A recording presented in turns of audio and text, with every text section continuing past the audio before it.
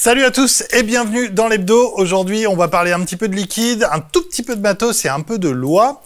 On va commencer avec les liquides. Big Papa sort deux nouvelles références dans la gamme La Guilde. Le Clair Eto, qui est un beignet pomme, et le Guerrier Ashram, qui est un chouchou caramel.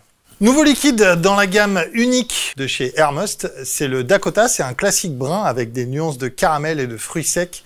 Ma foi, bien de saison. On va enchaîner maintenant avec le matériel. Il n'y a pas grand chose, mais il y a deux petites choses dont je voulais vous parler. La première, c'est la cartouche 0.8 pour le pod V-Prime de chez Oxva, dont on a déjà parlé dans l'émission, qui ouvre un peu une nouvelle plage de puissance, un peu pour ce V-Prime. Elle fonctionnera entre 12 et 18 watts pour un RDL un petit peu restrictif. C'est de quoi bien profiter des 2500 mAh de la V-Prime.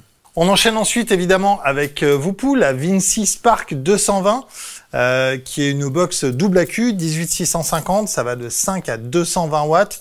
Il y a évidemment plusieurs modes de fonctionnement, les choses un peu habituelles, hein, le mode smart, le mode voltage variable, le mode puissance variable, le contrôle de température. Il y aura un gros bouton latéral aussi, avec une petite molette pour régler la puissance, un écran couleur. Elle sera dans sa version kit fournie avec le U-Force de 5,5 ml qui peut être étendu à 6,5 ml si on met l'extend qui est fourni aussi. Donc il y aura de quoi vaper absolument toute la journée et peut-être même la journée d'après. On va passer maintenant à l'actualité avec un article qui nous vient de la revue des tabacs. BAT France a lancé son étude WebDrone qui permet de référencer les ventes en ligne illégales de tabac sur Internet. Le nombre de publications illégales en ligne est passé de 14 634 en 2023 à 31 604 en 2024. C'est une augmentation de plus de 115%, donc ça a doublé. La plateforme numéro 1 perdue, c'est Facebook. Facebook est la marketplace d'ailleurs. En deuxième place, on retrouve Snapchat et à l'arrivée tardive de Telegram en 2024. Voilà. On passe à Vapitaly maintenant, qui se tiendra le 10, 11 et 12 mai à Bologne, au centre d'exposition Bologna Fiere. Et oui, c'est en Italie.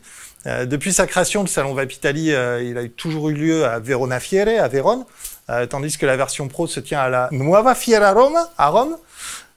Cette année, on se retrouve avec 18 000 mètres carrés, donc ce qui va être une belle augmentation, plus de 8 000 mètres carrés de plus par rapport à Fionavere, et de quoi faire la place à toute la vape pour les 10 ans de Vapitaly. On va finir cette émission avec un proverbe italien.